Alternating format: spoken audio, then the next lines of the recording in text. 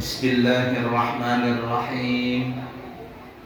Assalamualaikum warahmatullahi wabarakatuh.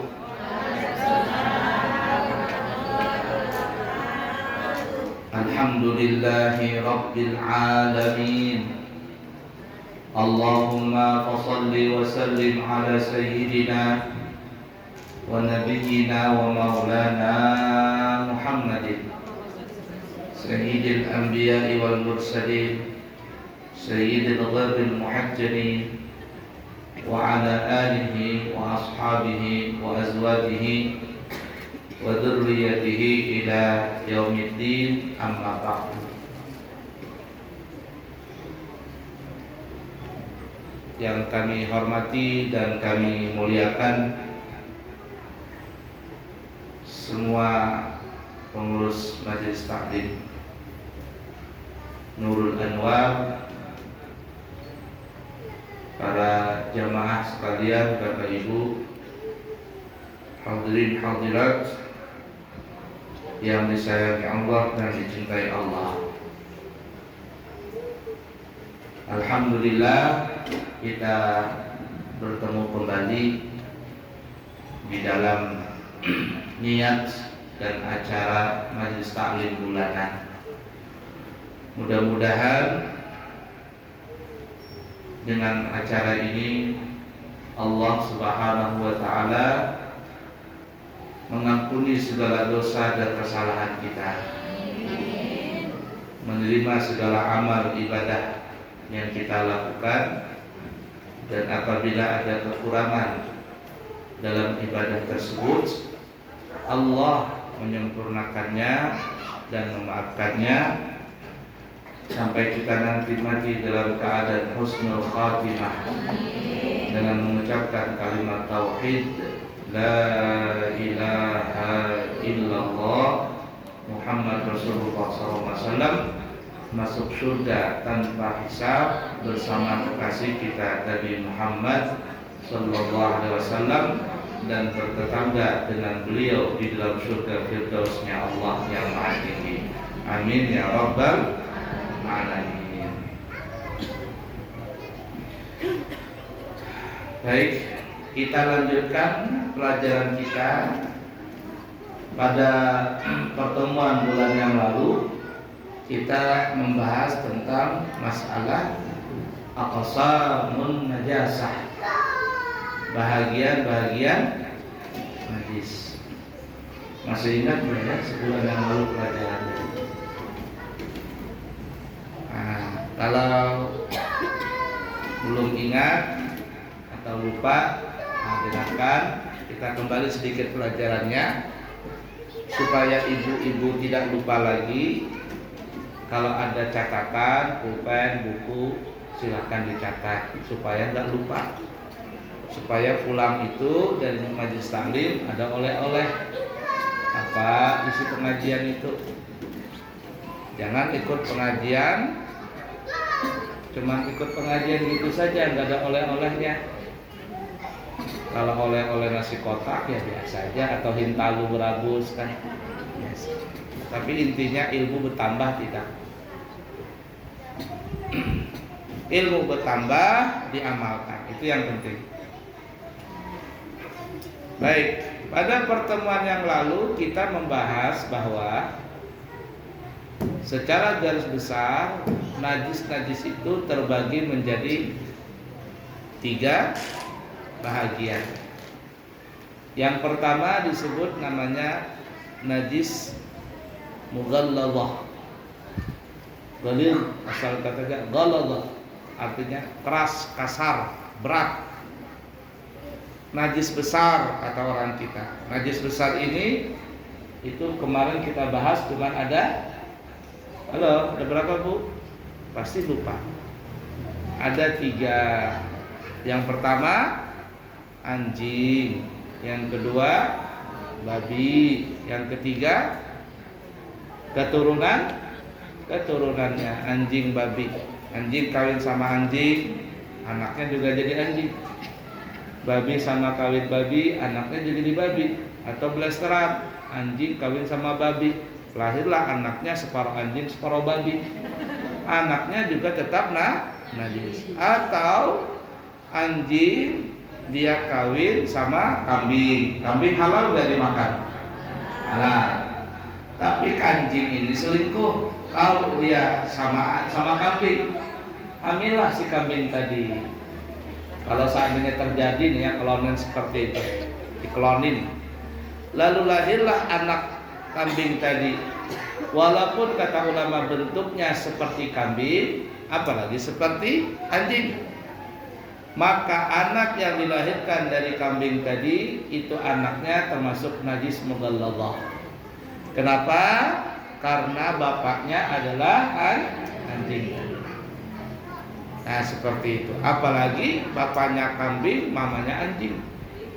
Jelas sudah. Kenapa? Karena lahirnya dari perut anjing. Nah jadi najis mughalladhah yang kita bahas pertemuan yang lalu ada 3, anjing, babi, dan keturunannya.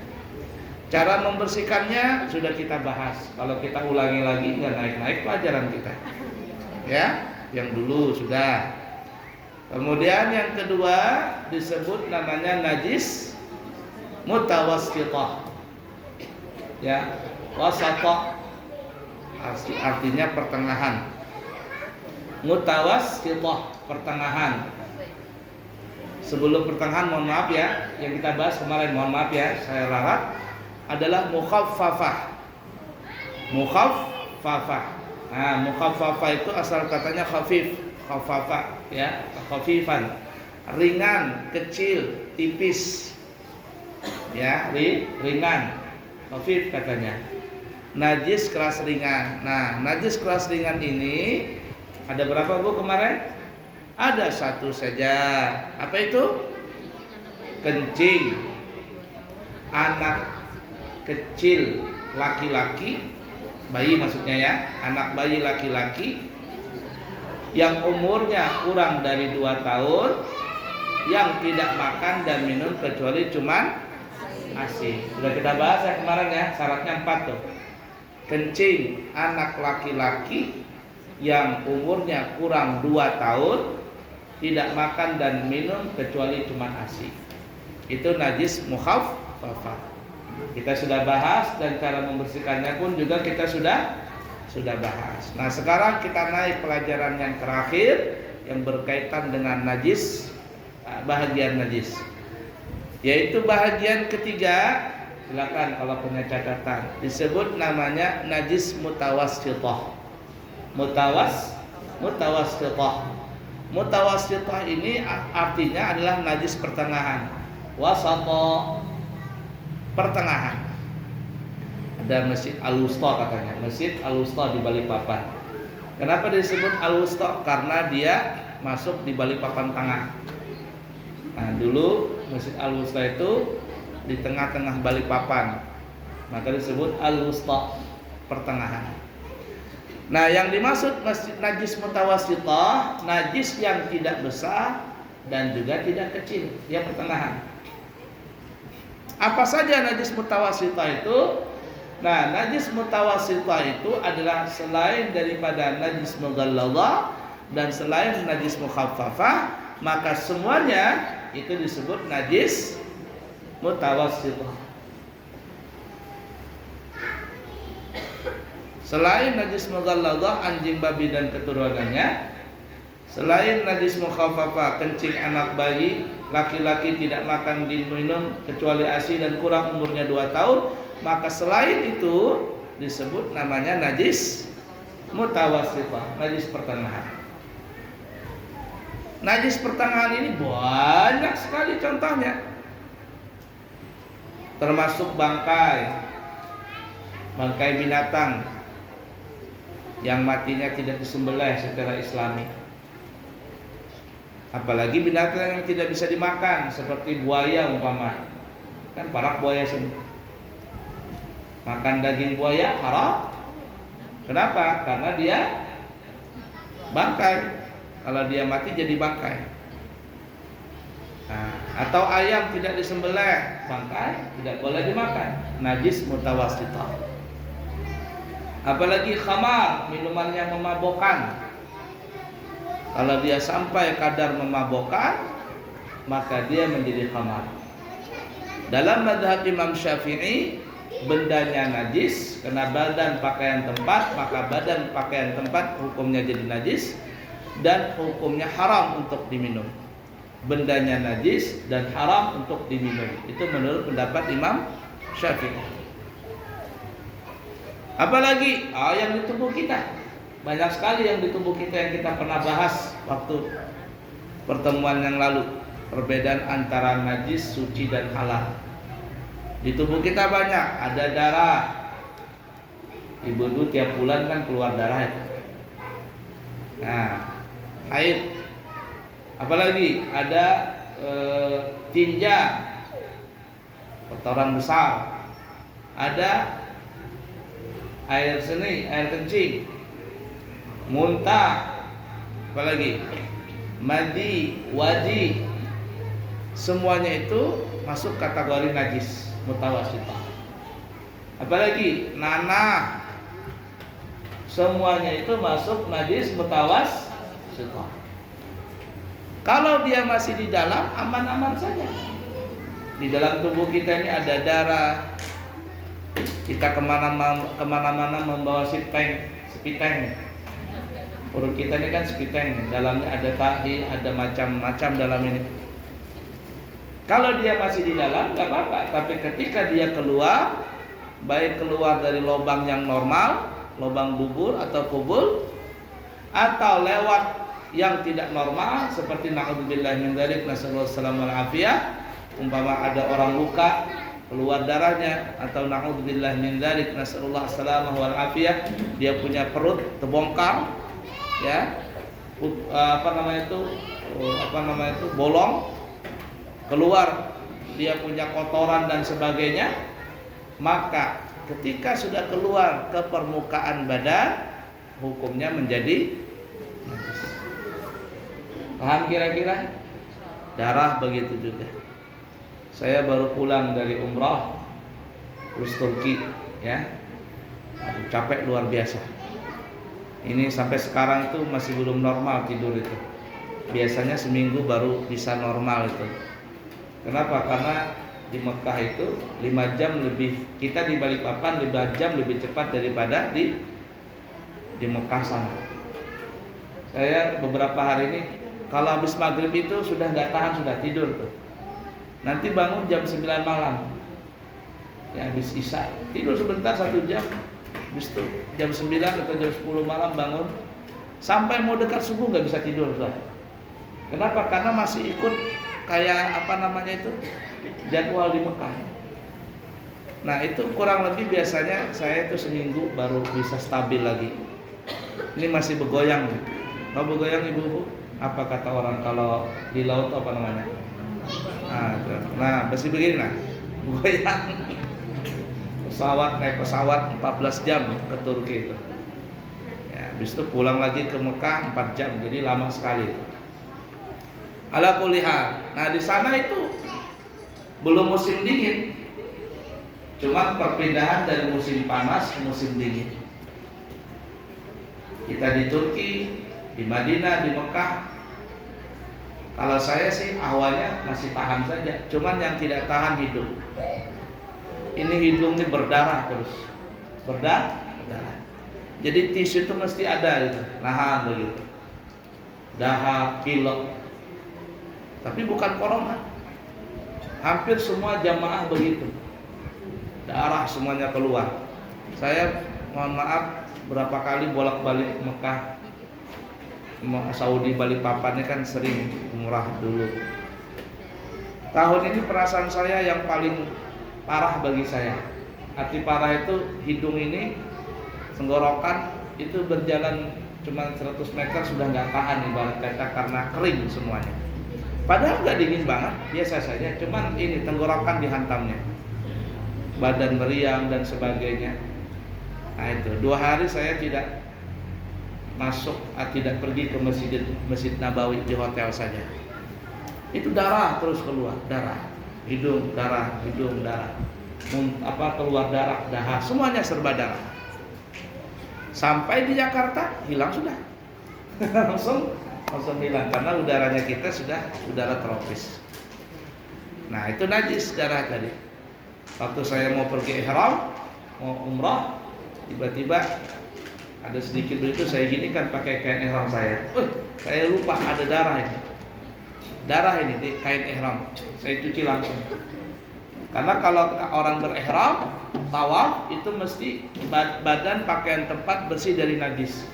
Kalau ihramnya ada darahnya ini membawa najis nanti. Tidak sah tawaf. Nah itu darah itu termasuk najis.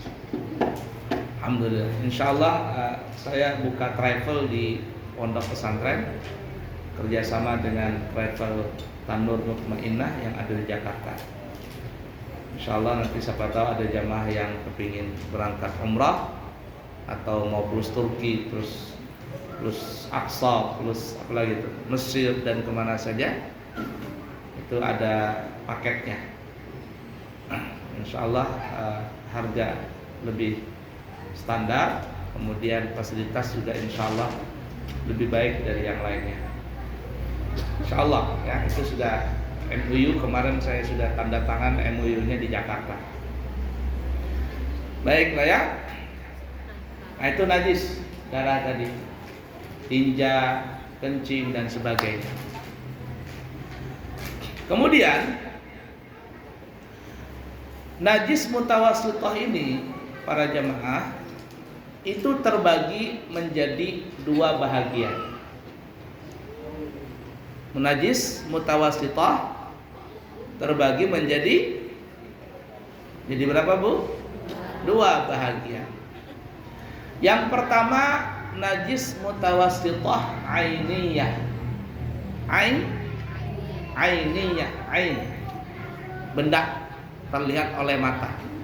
Najis mutawassithah ainiyah itu adalah najis yang terlihat oleh mata kepala. yakni ada baunya, ada rasanya, ada warnanya. Baunya umpama bau apa begitu, ya, asin-asin kah, pahit-pahit kah, itu baunya. Nah, kalau tahi kucing kan pahit begitu baunya kan ya. Nah, apalagi rasanya umpama rasanya kecut-kecut umpama. Kalau darah kan rasanya ganjil tuh ya. Kalau terasa darah tuh ganjil, amis. Nah, apalagi warnanya. Nah, jadi disebut najis ainiyah. Apabila ada tiga-tiganya atau dua dari yang tiga atau satu dari yang tiga, warna, bau dan rasanya, atau baunya saja, atau warnanya saja, atau apalagi baunya saja, atau dua dari yang tiga, atau satu dari yang tiga, atau tiga-tiganya sekalian, maka itu disebut namanya najis mutawassithah ainiyah, yang terlihat oleh mata yang ada bendanya. Mudah dipaham dulu sini? Baik. Kemudian yang kedua disebut namanya najis mutawassithah hukmiyah. Hukmiyah secara hukum. Asal katanya hukum, hukmiyah. Najis mutawassithah hukmiyah ini adalah kita meyakini di tempat itu atau di pakaian itu atau di badan itu ada najisnya, tetapi baunya enggak ada, rasanya enggak ada, warnanya enggak ada. Contohnya gimana? Contoh, halo, perhatikan ibu-ibu ya. Contoh, ada apa namanya ini, air kencing di keramik situ, nggak sempat dibersihkan, lalu dia mengering, belum sempat disiram, belum sempat apa, lalu dia mengering. Kita meyakini bahwa tempat itu tadi ada najisnya, ada air kencing di situ, tapi kita lambat membersihkannya, lalu dia mengering. Dan kita lihat tempat itu tidak ada baunya lagi, nggak ada rasanya lagi, nggak ada warnanya dari najis tadi. Apa hukum tempat itu? Najis atau tidak? Najis. tetapi najisnya secara hukum tetap dihukumkan najis. Paham dulu di sini ya. Contoh lain, ada orang buang air kecil, kecipratan celananya kecipratan air kencing. Ya, kecipratan air kencing di celana tadi. Mengeringlah celana tadi. Setetes saja air kencing tadi kena celana. Lalu bingung. Setelah dia kering, dicium dada bau rasa kencingnya, rasa baunya nggak ada, warnanya nggak ada, rasanya nggak ada. Maka ini disebut namanya najis mutawasithah hukmiyah. Hukum celana itu masih najis nggak? Masih najis. Mudah dipaham dulu di sini. Nah, jadi najis mutawasithah terbagi dua. Ada ainiyah, yang disebut ainiyah itu adalah najis yang ada warna, bau dan rasanya, atau dua dari yang tiga tadi, atau satu dari yang tiga, apalagi tiga-tiganya. Yang kedua disebut najis mutawasithah hukmiyah, najis yang tidak ada rasanya, tidak ada baunya, tidak ada warnanya. Maka benda, pakaian atau tempat itu disebut namanya najis mutawasithah hukmiyah. Baik, kita lanjutkan ya. Supaya paham, kita lanjutkan lagi.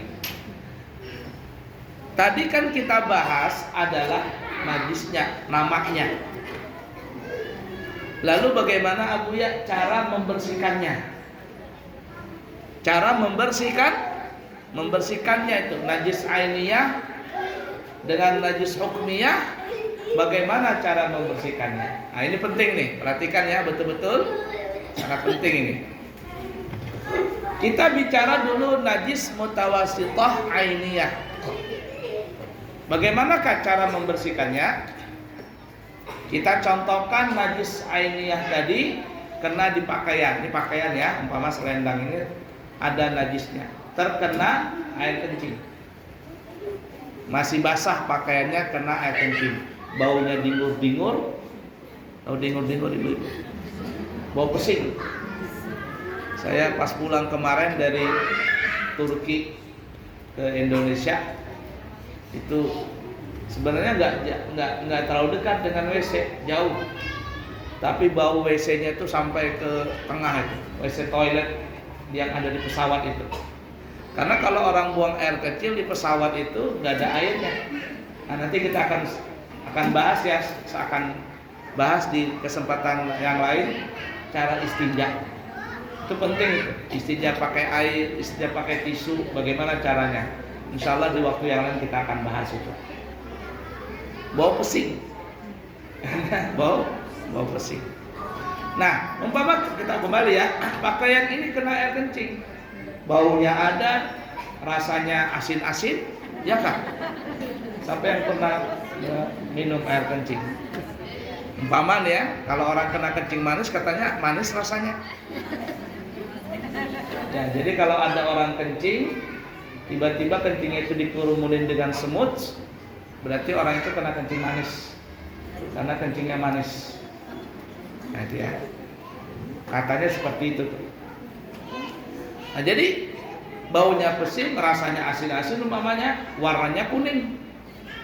Maka ini pakaian disebut namanya najis mutawasithah ainiyah.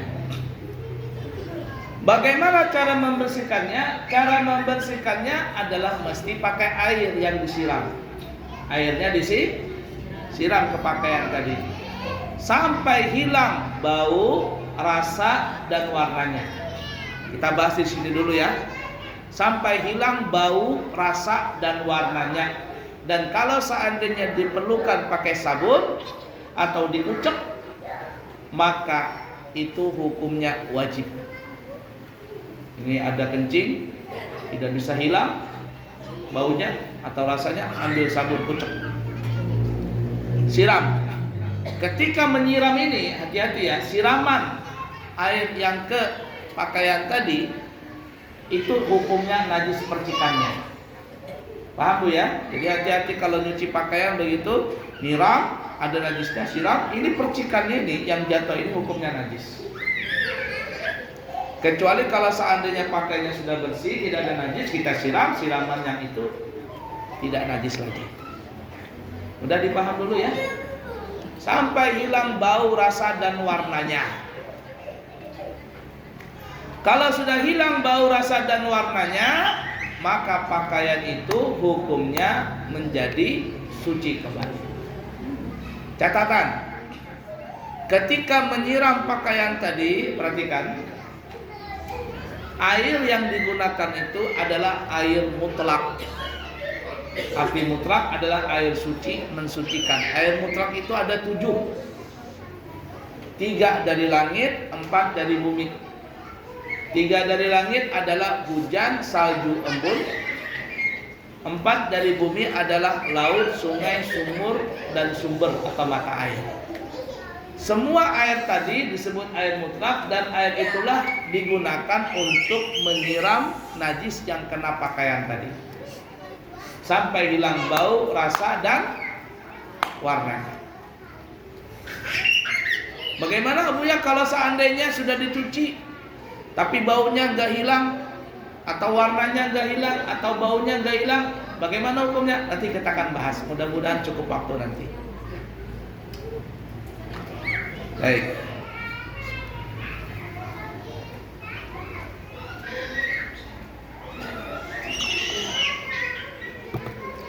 Jadi menyiramnya begini Bu ya. Ini pakaian umpama harus disiram begini. Ini kalau seandainya ada bendanya tadi, najis ainiyah. Tidak boleh dimasukkan ke dalam ember. Masuk begitu, sak, airnya di ember, masukkan pakaiannya atau di mesin cuci. Nah, masuk mukena, sarung, baju koko, macam-macam. Ada celana dalam deh. Celana dalam kena air kencing tadi, sebiji aja dimasukkan ke dalam mesin cuci tadi, air ini celana dalam, kasih air, kasih sabun, belum apa yang terjadi? Satu pakaian yang di mesin cuci hukumnya jadi najis semuanya. Jadi perhatikan ya, terutama ibu-ibu nih, sebelum mencuci pakaian, pisahkan dulu pakaian yang najis dan yang tidak najis. Yang tidak najis, kita yakin tidak ada najis, silakan masuk dalam mesin cuci. Tapi kalau pakaian yang najis, kita mesti siram dulu. Siram dulu pakaian tadi. Kalau ibu-ibu di samping laut situ atau di samping sungai, masukin aja ke dalam sungai tadi pakaian tadi. Selesai sudah. Ya, kalau sudah dihilangkan, disiram najisnya, baru boleh dijadikan satu ke dalam mesin cuci. Udah dipaham dulu ya? Baik. Begitu juga membersihkan di badan. Di badan ya, di kulit, termasuk istinja. Orang habis buang hajat, itu namanya istinja. Maka istinja itu termasuk izalatun najasah, menghilangkan najis. Cuman namanya lebih kecil lagi, disebut namanya istinja. Istinja. Cuma nanti istinja itu boleh pakai tisu. Kalau zaman dulu pakai batu apapun boleh, asalkan jangan pakai batu karang. Kalau batu karang lingsak nanti. Tahu lingsak? Lecet. Nah sekarang pakai tisu. Nah, itu istinja. Termasuk juga wajib pakai air, tapi nanti bisa pakai tisu. Namun kalau najis itu bukan keluar dari lubang dubur atau kubur, umpama keluar lewat mulut alias muntah, atau hidung, mimisan, atau luka, maka ini tidak bisa memakai tisu. Wajib dibersihkan pakai air mutlak, disiram dia. Nah, itu ya. Baik. Kemudian yang ketiga, membersihkan najis ainiyah di tempat. Nah, tempat Bu. Tadi kita sudah bahas pakaian, badan kita sudah bahas. Sekarang di tempat bagaimana ini? Caranya gimana? Kalau najis itu ada di hamba, di karpet ini umpama ada orang bekami atau ada orang muntah pas kena hambal sini. Atau ada orang, mohon maaf ya bahasa saya, mencret umpama terkena hambal nih. Ya. Itu nggak boleh cuman dipel begini. Nggak bisa. Nggak boleh seperti itu. Atau diranjang, anak sampean masih kecil bekami ditilam kapuk atau ditilam kasur gitu ya. Nggak bisa cuman dilap-lap begitu, nggak boleh. Jadi najis dia, menyebar najisnya. Jadi gimana caranya? Mesti diangkat.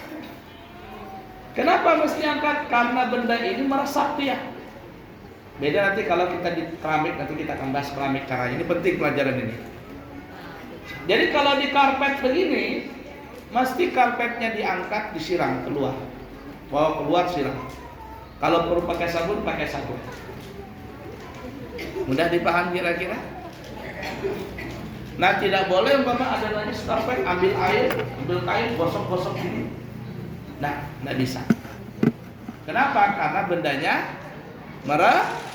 meresap. Jadi mesti diangkat, keluarkan, siram. Keringkan, masuk kembali. Mudah ya?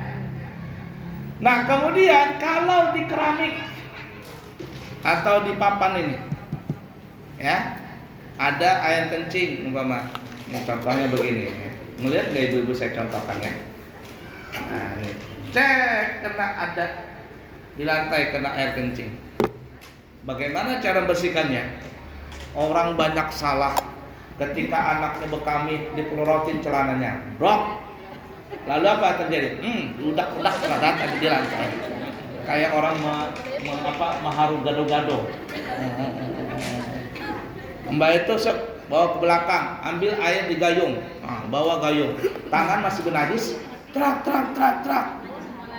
Lap lagi. Apa yang terjadi? Habis semuanya najis itu bertambah. Ibu-ibu keluar dari WC kaki basah, nginjak lantai tadi, kaki ibu najis, pindah ke sana. Biar orang Banjar habis sealaman najis berantakan. Kenapa? Caranya salah. Bagaimana caranya membersihkan najis yang di lantai ini di keramik itu? Apakah keramiknya perlu diangkat? Kalau dibongkar terus nggak keramik kan? Nah, caranya adalah kita rubah najis ainiyah ini menjadi najis hukmiyah. Menjadi najis hukmiyah. Kalau najis hukmiyah itu ibu-ibu, umpama nih ya, kalau ada najis hukmiyah, tidak ada bau, rasa dan warna, cukup disiram sekali saja, selesai sudah. Tidak perlu digosok, tidak perlu, cukup siram selesai. Perhatikan ya, yang tidak ngelihat di belakang silakan berdiri. Bagaimana caranya? Nah ini ya, ini umpama jatuh sini air, najis kencing. Nah, kita cari kain atau celana anak itu kita pelorotin atau apalah. Kita jadikan najis ainiyah ini menjadi najis hukmiyah. Kita lap dulu kering-kering. Betul-betul kering Bu ya. Betul-betul kering sehingga tidak ada lagi bau, rasa, warna dan apa lagi?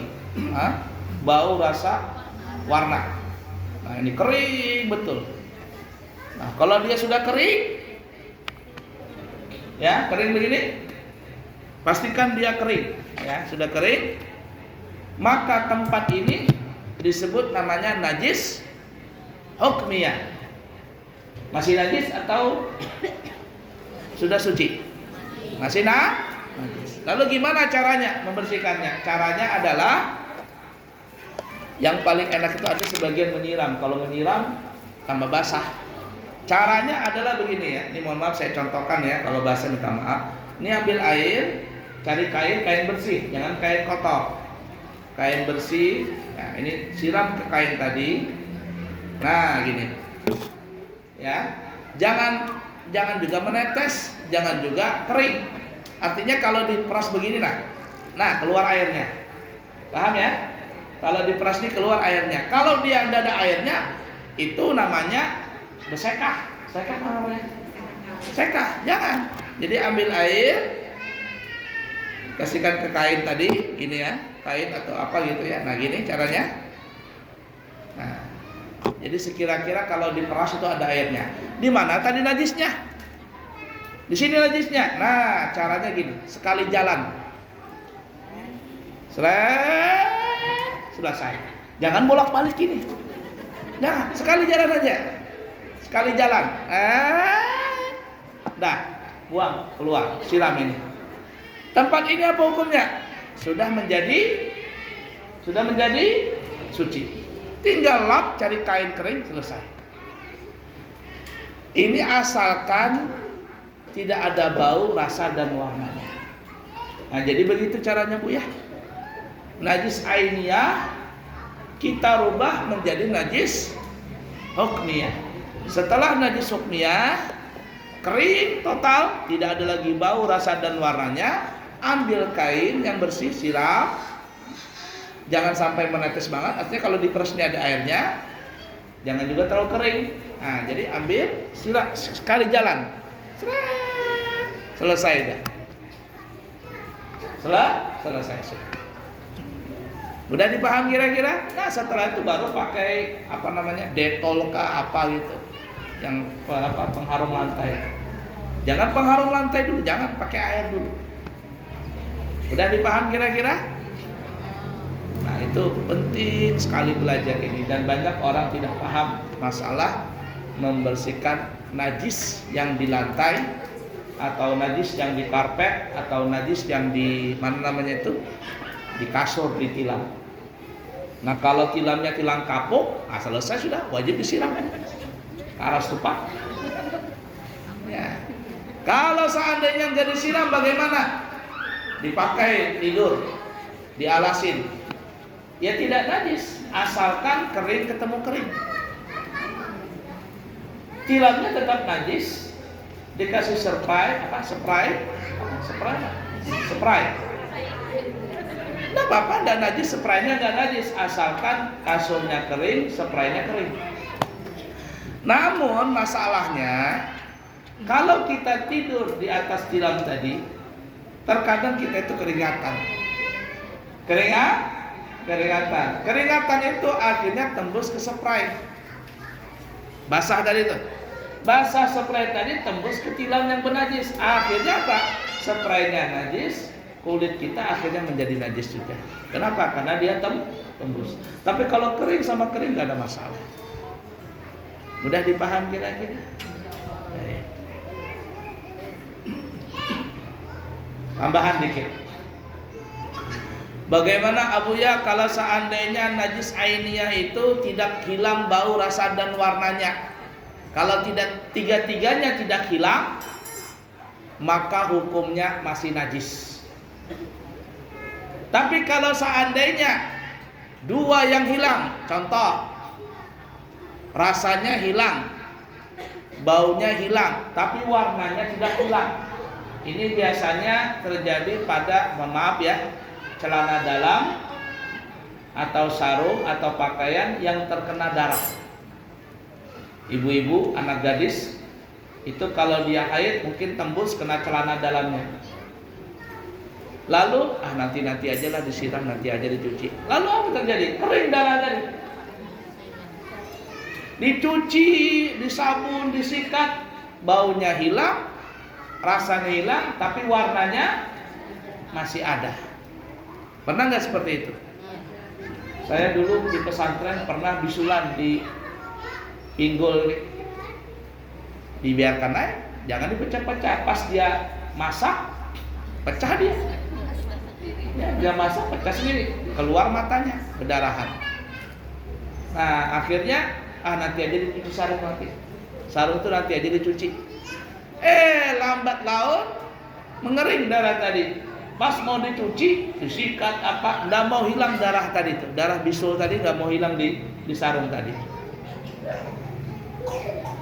Warnanya baunya hilang, rasanya hilang, tapi tertinggal warnanya saja. Bagaimana hukumnya itu? Kata ulama, ini adalah mahfud alias dimaafkan. Kalau pakaian tadi yang tertinggal cuman warnanya dari najis tadi, maka kalau kita sudah bersihkan secara maksimal, kita sudah cuci pakai sabun, kita sikat, tapi tertinggal cuman warnanya saja, pakaian itu hukumnya dikatakan suci. Alias kalau kita bawa sholat kita sah. Udah dipaham kira-kira? Atau tertinggal warnanya, baunya maksudnya. Tertinggal baunya, warnanya hilang, rasanya hilang, baunya kagak hilang. Pernah nggak seperti itu? Pernah. Contohnya seperti kencing kucing. Kucing itu kalau dia pernah kencing di satu tempat, maka tempat itu akan dikencingin terus, walaupun kita sudah cuci. Saya dulu punya motor kenangan saya, motor Vario, Honda Vario. Itu kenangan saya dari bangun pesantren sampai jadi pesantren, itu Vario tadi. Saya tidak mau jual, itu kenang-kenangan, itu perjuangan pakai motor Vario itu. Tapi suatu saat di pesantren perlu motor katanya. Akhirnya motor Vario itu saya taruh di pesantren. Saya beli motor baru NMAX. Padahal saya nggak mau beli motor. Saya sayang dengan motor Vario itu. Kenang-kenangannya banyak. Taruh di pesantren, la ilaha illallah, yang makai banyak. Ganas-ganas santri memakainya. Itu motor dibikin loncat sana, loncat sini. Hancur lebur motor tadi. Ya Allah, kata Abuya. Itu motor Abuya sayang banget itu. Jasanya motor itu banyak banget tuh. Nggak mau Abuya jual. Tapi kakak kami ranggas memakai. Ya kalau depan Abuya baik jalannya. Tapi kalau nggak ada Abuya, loncat sana, loncat sini. Tahambur tuh, spatbornya apa. Kata Abuya paksa dijual motor itu. Itu motor pernah dikencingin kucing. Jadi ketika dikencingin kucing, ya sudah disiram, dibersihkan, disikat semuanya. Tapi nanti kalau dibawa ke pengajian, naruh di depan masjid begitu atau di mana, tiba-tiba pas pulang dikencingin lagi sama kucing yang lain. Jadi motor saya ini kayak jadi WC umum gitu. Padahal yang kencing ini bukan WC, bukan kencingan, ini kucing yang lain lagi. Dia mencium. Ini pernah dikencingin. Nah itu kita sudah siram, sudah apa, tapi terkadang baunya itu masih tertinggal. Orang Bahari biasanya kalau menghilangkan bau kencing kucing itu dikumur-kumur pakai air, kemudian baca shalawat Muhammad, kumur-kumur, kemudian sambur itu, baunya kencing kucing tadi hilang. Begitu juga kalau bau WC dah hilang-hilang, itu bau pesing, begitu caranya. Hilang bau pesingnya, kalah dengan bau jigong. Nah, itu dia. Kayak kayak sumpahnya kucing itu. Nah, dia. Enggak beneran itu. Jadi kalau ada bau nggak hilang, pas kumur-kumur baca sholawat, begitu. Hilang dia bau tadi. Nah, kalau seandainya kita kembali, sudah kita maksimal, rasanya hilang, warnanya hilang, tapi tertinggal baunya. Apa hukumnya? Maka hukumnya pakaian itu atau tempat itu atau benda itu hukumnya suci. Dimaafkan maksudnya, ma'fun. Tidak apa-apa lah, dimaafkan. Di Banjar, daerah hulu sungai ya kayak Barabai, Amuntai dan sebagainya, terutama di Barabai itu banyak sekali binatang sadu. Tahu sadu ya? Semacam musang. Itu kayaknya cuma ada di Kalimantan binatang itu. Saya pernah naik mobil pulang dari Banjar, pakai mobil, tiba-tiba kan buka jendela ini. Ada sebagian nggak pakai AC, nggak tahan. Kata saya nggak buka jendela. Pas lewat di jalan, tiba-tiba bau pahit, harum pahit. Wah, kata saya. Jadi bilang, ini kantut sadu nih. Sadu, kantut sadu, bau sekali. Tutup jendela. Nah, itu banyak kantut sadu itu. Di wallah alam ya, ada cerita santri dari santri-santri Pemangkih itu di sana itu sering masuk ke pesantren binatang itu. Jadi kalau masuk diserbu sama kekanakan santri, ditangkap gitu. Ketika menangkap itu ada baju khusus. Kalau ditangkap tuh disemprot kena baju, sudah baunya itu enggak bisa hilang-hilang. Pahit, harum baunya kan. Itu nggak bisa hilang bau tadi. Mau diapain, dicuci, dikasih sabun, tetap ada baunya. Nah, cuman kata orang wallah alam, untuk menghilangkan bau kentut sadu itu caranya adalah atap rumbia itu dibakar, kemudian diasapin pakaian yang bau kentut sadu tadi, hilang baunya dia. Itu sumpahnya ibarat kata begitu. Kayak kencing kucing tadi disambur pakai mulut. Nah seperti itu. Nah kalau seandainya ada orang keinjak kotoran tahi sadu, sudah dicuci, dihilangkan bendanya, warnanya hilang, rasanya hilang, tapi tertinggal baunya, apa hukum pakaian itu? Maka kata ulama, kalau yang tertinggal cuman baunya saja, hukumnya dimaafkan, suci dimaafkan, tidak apa-apa. Cuman jangan dibawa ke masjid. Kalau dibawa ke masjid, bukahan manusianya dijamin. Kenapa? Bau kantut sadu katanya. Nah, jadi kalau tertinggal baunya saja dimaafkan. Mudah ya? Baik, tetapi yang ketiga, apabila yang tertinggal cuman rasanya, baunya hilang, warnanya hilang, tapi rasanya nggak hilang. Ini pakaian kena tahi kucing umpama. Pakaiannya kena tahi kucing. Warnanya dicuci hilang, baunya hilang, tapi ketika dirasai pahit. Rasanya pahit di pakaian nih. Di sebelah sini kada pahit, di sini pahit. Dan dipastikan pahit itu tahi kucing. Padahal baunya nggak ada, warnanya nggak ada, cuman ada rasanya, ta'muhu, rasanya masih ada. Apa kata ulama? Maka apabila yang tertinggal cuman rasanya saja, hukumnya pakaian, benda dan tempat itu hukumnya adalah najis. Kenapa? Karena rasa. Apa iklan? Rasa tidak bisa dibohongi apa? Apa iklan di TV itu? Rasa tidak bisa dibohongi atau apa? Artinya rasa lebih kuat ini. Jadi kalau tertinggal rasanya saja, maka hukumnya najis.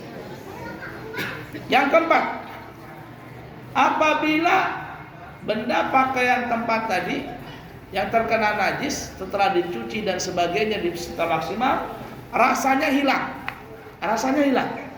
Cuman tertinggal warna dan baunya. Warnanya ada, baunya ada. Warnanya merah, baunya bau ganir. Tapi rasanya nggak ada, baunya ganir. Terkumpul dua, warna dan bau. Maka kata ulama, apabila terkumpul warna dan bau, ini badan pakaian tempat itu hukumnya juga dinamakan masih najis. Mudah dipaham kira-kira Bu ya? Nah, jadi kalau cuman warnanya saja yang tertinggal sudah secara maksimal dibersihkan, tinggal warnanya saja suci. Tertinggal baunya saja suci. Tertinggal rasanya saja najis. Tertinggal warna dan baunya najis. Tertinggal tiga-tiganya, najis sudah pasti sudah. Mudah dipaham kira-kira ya. Nah, jadi ingatin kalau membersihkan najis yang di karpet itu nggak bisa disiram kemudian disikat begitu aja, nggak bisa. Mesti diangkat, disiram keluar sampai mengalir airnya. Membersihkannya dengan air mutlak. Tapi kalau dia di keramik ada najisnya atau di kain di papan ini yang tidak tembus alias tergenang, maka caranya adalah najis ainiyah kita rubah menjadi najis hukmiyah. Setelah najis hukmiyah hilang bau dan rasanya, kemudian ambil kain yang bersih, siram, peras sedikit, lalu sapukan. Sekali usap sudah, hukumnya menjadi suci. Baik. Selesai permasalahan aqsamun najasah, bagian-bagian najis, wa izalatun najasah, dan cara menghilangkan najis tadi. Ini ada kalender di pondok pesantren Nurul Anwar, kita bikin kalender. Mudah-mudahan ibu-ibu bisa mengambil berinfak untuk pesantren, karena pesantren lagi memerlukan dana banyak, pembangunan, renovasi dan seterusnya. Hadiahnya adalah 35.000. Kalau di tempat lain 50.000. Kita cuma 35.000. Kurang jangan, lebih alhamdulillah. Niatkan itu untuk sedekah atau infak amal jariah ibu-ibu di pesantren. Silakan ambil, tidak perlu sekarang bayarnya, dananya nanti bisa dikumpulkan sama Mama Rangga atau Bapak Rangga ya. Kalau bisa jangan ngambil satu, ngambil dua dan seterusnya. Nanti Bapak Rangga tolong dititipin ke masjid.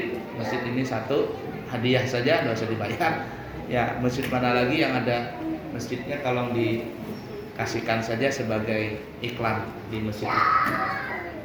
Masih ada kurang lebih 10 menitan. Silakan kalau ada pertanyaan. Baik, untuk jemaah dibuka sesi tanya jawab. Ada yang mau bertanya, Bu? Silahkan. Ayo ibu-ibu, ada yang mau ditanyakan? Paham ya semuanya ya? Berarti kalau nggak ada pertanyaan paham. Ada?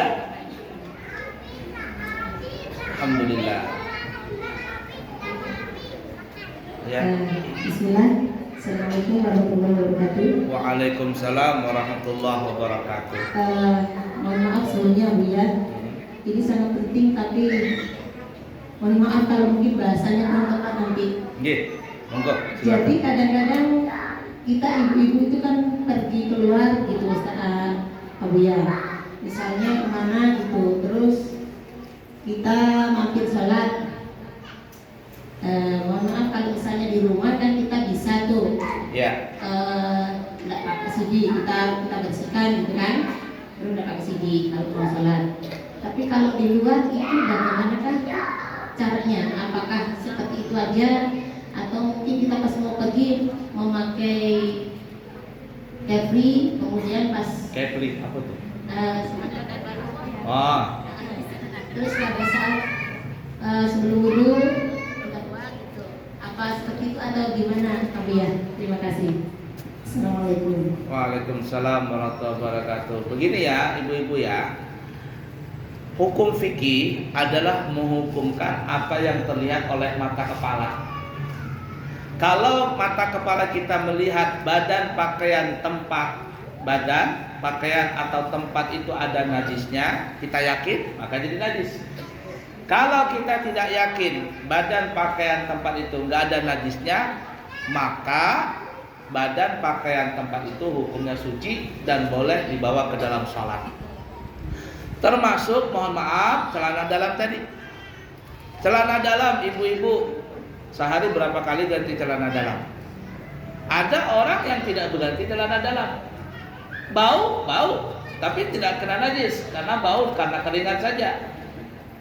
Bau belum tentu najis, tapi kalau najis sudah pasti bau. Nah, kalau celana dalam itu cuma berbau keringat saja,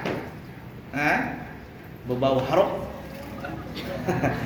kadang-kadang berganti 2 hari 3 hari, tapi tidak kena najis, tidak ada kena kencing, celana dalam tadi tidak ada kena darah, maka celana dalam itu boleh saja dibawa ke dalam sholat.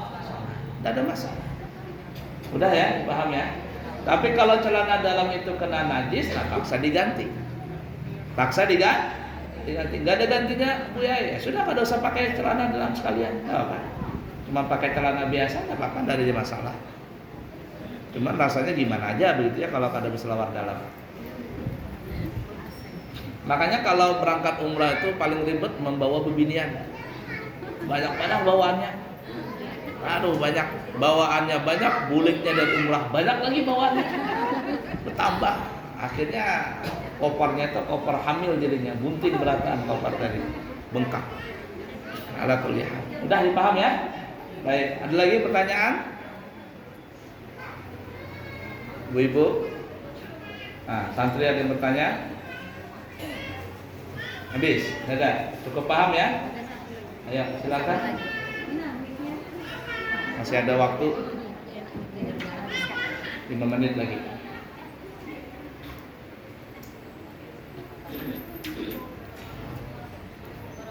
Waalaikumsalam warahmatullahi wabarakatuh.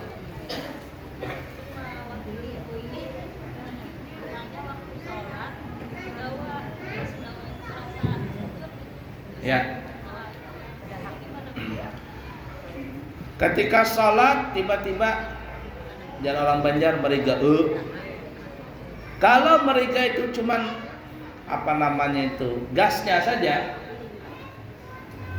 Pas sebelum sholat minum apa ngarannya ini? Sprite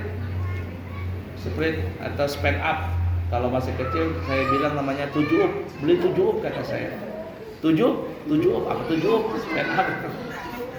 Ya Coca-Cola atau apa minum itu sebelum sholat, tiba-tiba pas sholat keluar gas, ada baunya tapi nggak ada rasanya. Apa hukum sholatnya? Tidak apa, sholatnya sah dan bukan muntah. Tapi kalau seandainya meriga keluar bendanya rasanya asam-asam, berarti muntah itu. Apa yang terjadi? Sholatnya batal tapi wudunya tidak batal.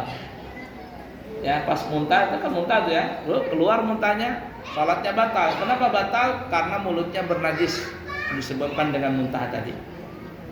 Apalagi tetelan lagi. Ya, salatnya batal, tapi wudunya nggak batal. Jadi gimana wudunya? Wudunya nggak batal, cukup dia ke kamar mandi, kumur-kumur, lalu dia salat kembali. Ya, mudah ya, karena itu sudah kategori muntah-muntah, baik dia berupa air, berupa apa saja, termasuk yang kita bahas kemarin itu apa kata anak kecil itu apa namanya? Gumuh kan? Nah, itu najis sudah.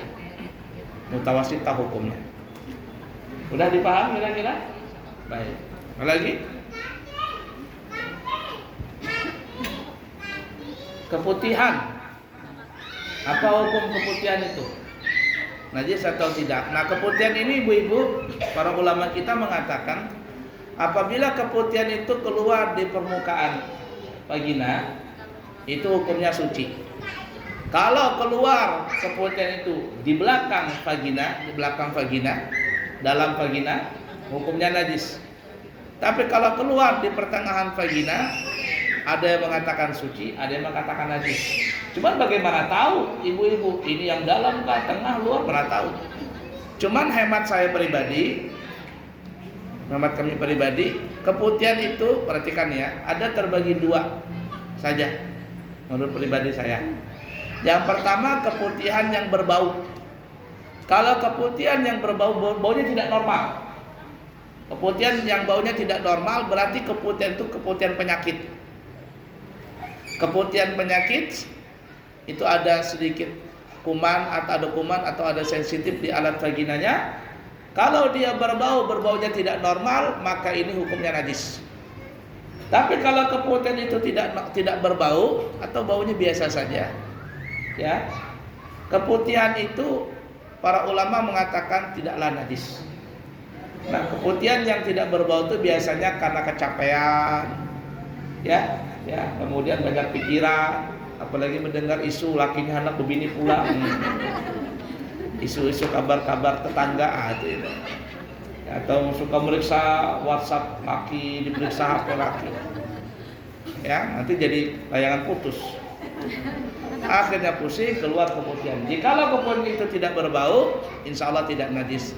Tapi alangkah baiknya kalau seandainya ada keputihan keluar berbau atau tidak berbau, sebaiknya dia istinja, ganti pembalut, lalu dia sholat. Itu lebih baik. Udah ya? Ada lagi? Cukup? Terakhir? Habis? Terakhir? Nanti insya Allah akan datang kita bahas istinja. Terakhir ya, karena sudah mau asar. Assalamualaikum warahmatullahi wabarakatuh. Waalaikumsalam warahmatullahi wabarakatuh. Mau bertanya dia, misalnya batok pilek, Ya. terus kalau sujud keluar terus. Ya. Ya. Apakah itu najis apa?